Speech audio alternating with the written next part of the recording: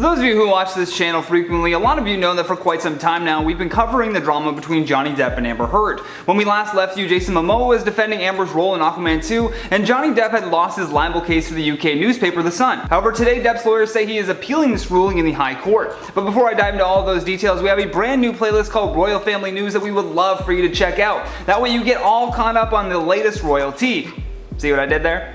Okay, with that out of the way though, let's just dive right into today's video. Back in November of 2020, a High Court judge decided to rule in favor of The Sun's publisher News Group newspapers. This comes after Depps sued them over a 2018 article titled, "Gone Potty, How Can J.K. Rowling Be Genuinely Happy Casting Wife-Beater Johnny Depp in the New Fantastic Beasts Film?" Which is less of a title and more of a novel, if you ask me. Regardless, the article was based on nothing other than the writer's opinion that Johnny Depp should lose everything because of an op-ed piece that Amber Heard wrote for the Washington Post. Mr. Justice Nickel had also previously warned Johnny Depp and his legal team during this proceeding that there was little prospect of success for him in this fight. Immediately after losing, the former Pirates of the Caribbean star would go on to appeal this to the Court of Appeal. Now finally, Depp's application for permission to appeal that November ruling has gone through, and he will be appearing at the Royal Courts of Justice in London. Although it is still unclear if Amber Heard or even Johnny Depp for that matter will be in attendance. As per an earlier court order announcement on March 18th, the hearing will also include discussions over new evidence that was not previously entered in the previous 3-week trial. Johnny Depp's legal team are now filing new legal documents that claim the ruling to be manifestly unsafe. Following the initial judgment from the court in the UK, Johnny Depp took to Instagram to let his fans know what was going on.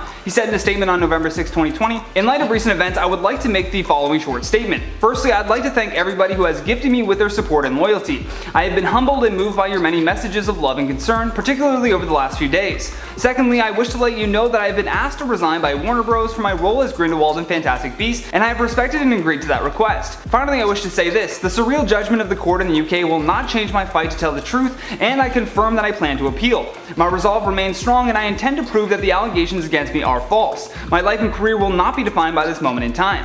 At the center of this case though is that incendiary article from Dan Wooten at The Sun. In his opinion, there was overwhelming evidence that Depp was guilty when it came to his relationship with Amber Heard. Although not once did he even mention or bring up any of the overwhelming evidence that proves Amber Heard equally had a hand in this matter.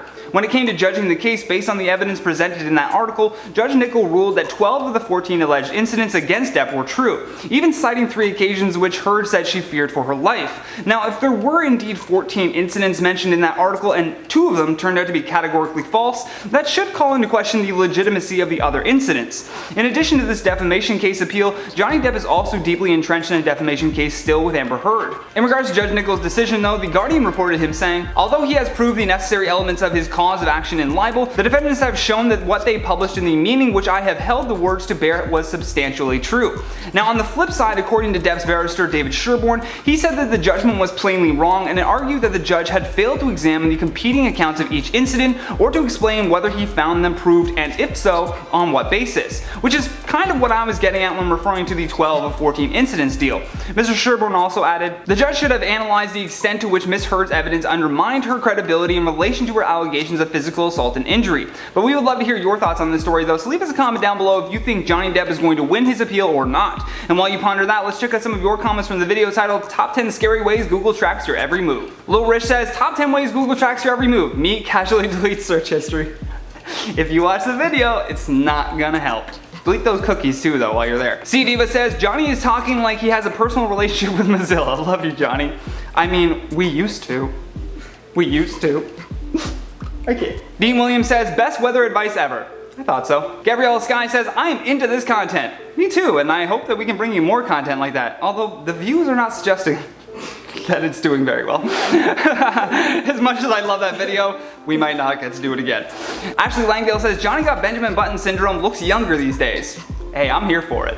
But that has been today's video, guys. Thank you so much for watching. I've been your host, Johnny Rogers, and until next time, stay classy, YouTube.